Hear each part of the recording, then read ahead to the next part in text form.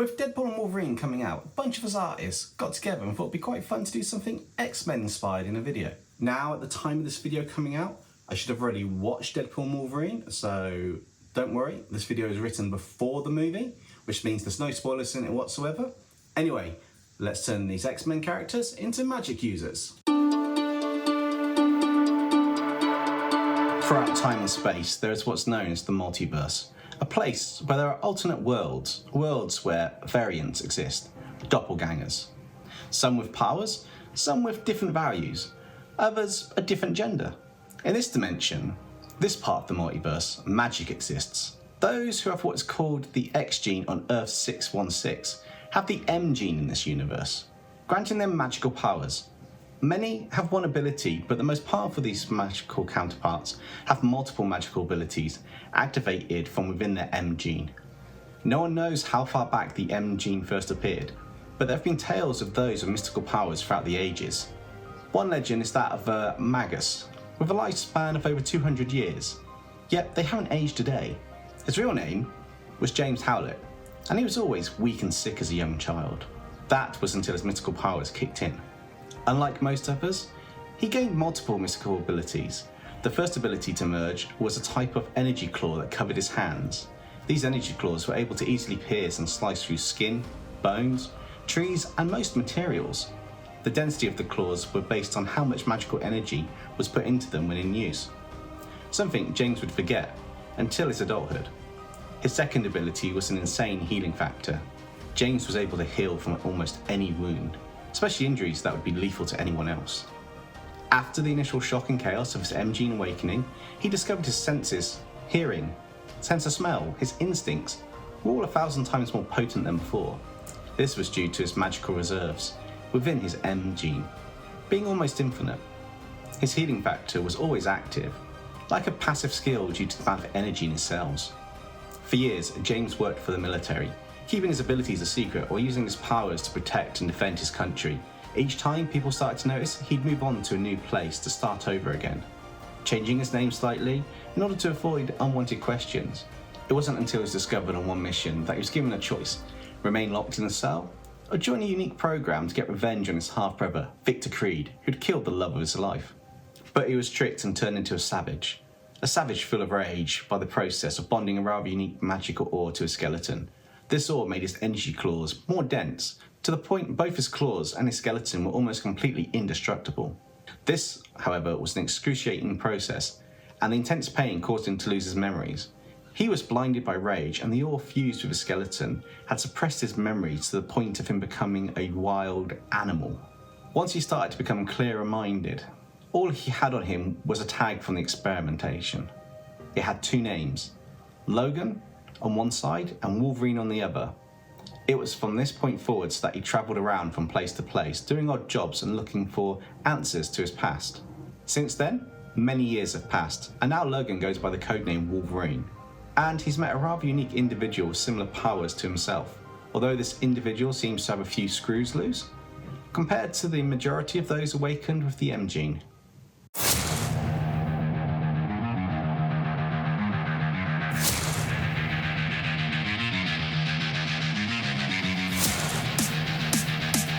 Most who have the M gene awaken their powers at the age of 16 or younger. However, there are some who are older, and some who have forced the awakening of the M gene via some questionable methods. Organisations who deal with the awakening of this M gene are hidden in the shadows. Dark, evil organisations. They use the experimentations to gather data for their own evil deeds. It was one of these shadow facilities that acted as a place for those with terminal illnesses to seek a potential cure. These organisations subjected the willing patients to extreme and torture-like tests in order to trigger their M genes. It was during one of these experimentations that Wade Wilson, who was looking for a cure for his cancer, had his M gene activated. Unfortunately, due to his cancer, his M gene was mutated, causing his appearance to become scarred. In return, however, his magical power that had awakened altered his body in a way no one had expected. Wade's body was able to heal at an incredibly fast rate, and each of his cells became partly insensitive to pain. The speed of his healing was dependent on his mood and the amount of magical energy in his cells at the time. Wade's background was also a hidden factor to the organisation in the shadows, which led to him burning down the facility he was being treated in. Thought to be dead after being pierced through the chest by an awakened employee, it was discovered after the place burned to the ground that Wade was still alive and regenerated back to his now hideous appearance. It wasn't long before he decided to wear a mask and get back to his regular antics as a mercenary.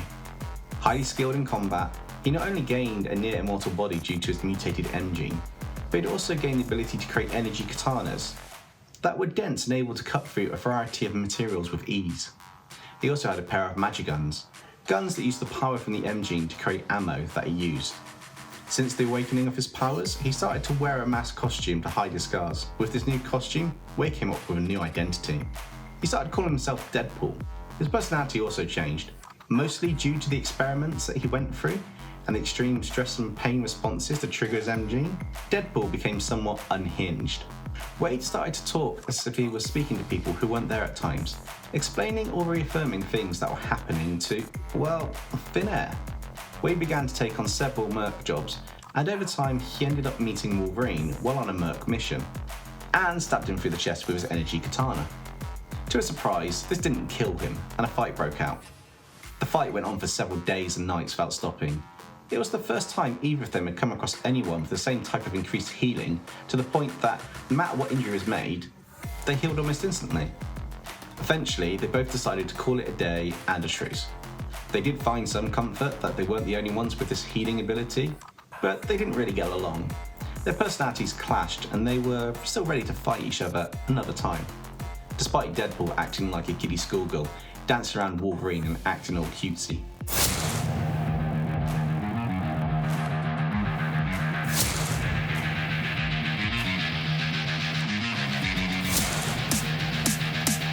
So, you're the therapist? Indeed, Mr. What's your last name? Don't get me started. You know, you're not really dressed like a therapist. Most don't wear battle armors and a cape to meet their clients. I'm a very unique type of therapist. So I'm assuming this appointment is about your girlfriend, Demonica, and how you're starting to feel less trusting of her, like she's waiting to betray you at any minute. What? No, why would I think that? Really? Really? Whatever. Anyway, so what did you call this appointment for? Well, for the past few nights, I've had issues with these reoccurring nightmares about a man I met a few years ago. Some bloke named Benny Sharp. Yeah, I remember that episode. What'd you say? Nothing. So this Benny Sharp guy... We were both in some scrap heap dimension. He introduced himself as the best mech armor creator this side, any side, of the multiverse. We even fought. He beat me easily. Eventually, I ended up having to share those nanites with him. A few months later, I came across this pop-cross dragon thing that summoned a puppet version of Benny Sharp. Scared the bloody scrap out of me. Don't know why, though. Yes, I think I see the problem. For years, you've thought yourself the best mech armor maker in the multiverse. Then, this Benny Sharp comes along and thoroughly outdoes you. You aren't scared of this Benny guy, you're scared of your own inadequacy. But it doesn't matter that someone else out there is better than you. It matters that you are good at what you do and getting better. Thanks, Doc. I kind of feel a little bit better already. Great. Now we should really talk about your girlfriend. These shadow organisations are so rooted in society behind the scenes that they have been able to get the DNA of some of the most powerful mages whose M genes have unlocked powers that could change the face of the world. One of the DNA samples taken was from Charles Xavier, a peace-loving mage whose powerful M gene affected him so much he became unable to walk. During a major incident, the Shadow Organisation was able to collect Xavier's blood and his M gene. Using a bit of technology they found in some ruins, they used Xavier's DNA to create a clone that they wanted to plant a controlled consciousness into. However, something went wrong and the experiment failed. The growing mass of cells was discarded and thought to be dead, but the organic mass was still alive. It began to grow and form a cocoon shape as it began to manifest a body and access the full potential of Xavier's M gene. When it emerged from the cocoon, it had all the potential powers of Charles Xavier. His psionic abilities with telepathy, it had unlocked telekinesis, unlike Charles. However, this new clone was female and went by the name Cassandra Nova Xavier. She had managed to stay hidden from Charles Xavier and the other powerful mages due to her abilities unlocked by the M gene. This was thanks to an ability called a telepathic cloak, where Cassandra can mask her presence from being detected by others. Anyone who was susceptible to her influence would continue with their daily lives without noticing she was there. This meant she could walk around without anybody knowing of her existence. But that wasn't the full set of abilities she had unlocked. She could also create illusions using her magical power, or even cause paralysis in people just by looking at them. In addition to the already overpowered abilities she unlocked in her M gene, her body was not that of a normal human. The experiment to create her had given her some rather unique magical powers of her own. She had developed her own M gene, which gave her body some unique and parasitic type magical abilities. The first one was a DNA manipulation. By infusing her magical energy into others, she can manipulate the DNA and break it down to nothing. She can also trigger the M gene in others to activate or evolve it using an influx of her energy. This often came with some unknown and irreversible side effects. However, she took pleasure in this. Her body was also capable of an insanely high healing ability due to the limitless magical energy she possesses, effectively regenerating in minutes from a single cell. There are other suspected powers, but they've yet to be confirmed. Perhaps she used the DNA manipulation to unlock new or more evolved abilities, but it's just not showing this to the others who she is allied with. Cassandra Nova Xavier is still hidden from common knowledge.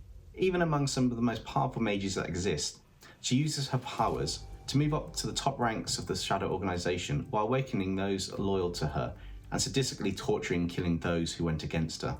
Plotting and scheming to enact her plan, she would change the world as we know it. A plan where she'd turn everyone into mages under her control. Well, everyone who didn't oppose her.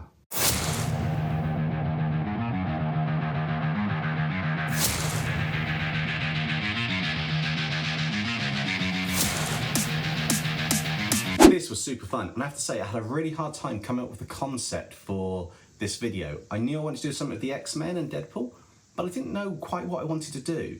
And after thinking about it, I thought turning them into magical users would be quite good. I could turn the X gene into the M gene to give them their powers, and a slight tweak to them would make them more mystical and magical in nature. A special thanks to Nerd Comics Inc. for taking part in a cameo in this episode. I really enjoyed it, and I hope you guys did too. And if you haven't seen the other artist videos yet, then be sure to check them out. We've got Nerd Comics Inc., Night of Arcane, and Kingpin Creations. I'll put a link to their videos in the description and the pinned comment on this video. And if you want more X-Men content for the channel, click here.